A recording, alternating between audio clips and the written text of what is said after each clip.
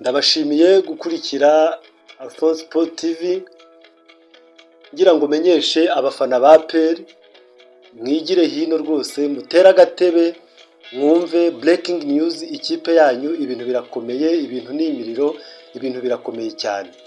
Ariko mbere yuko dutangira banza urebe niba bakoze subscribe kugira ngo amakuru ajye kugeraho uko bikwiye. Nyuma yuko bamaze bagaragaje ko badashobora kwitabira igikombe cya Super Cup, hari n'inkuru ivuga yuko badashobora kwitabira CAF Champions League bitewe no gutombora Les Aigles du Congo. Murumva yuko ari ikipe yo muri Congo kandi murabizi umutekano muke uri muri Congo udasobanutse.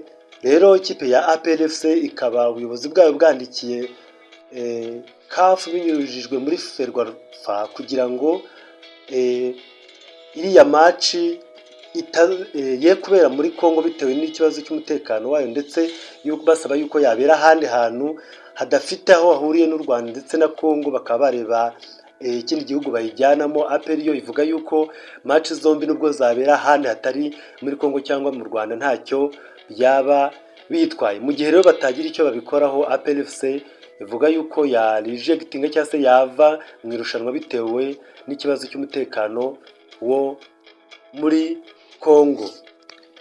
Murumva rero ko bitoroshye bafana ba APR. Ubu ngubu abahaters batangiye kubona yuko ari nk'ubwo bamufite mu gihe mwaba mukuyemo ikipe yo muri Congo, mukaba mufite impungenge yuko mwahita muvamo bitewe n'iriya kipe yo muri Misiri Zamalek muzahita muhura. Bivuze ngo bamwe barabivuga ukundi, ariko APR yo iravuga yuko ikibazo ari cy'umutekano. Reka dutegereze turebe icyo CAF izasubiza ikipe yanyu mukunda. Mwakoze cyane kudukurikira, turabakunda cyane.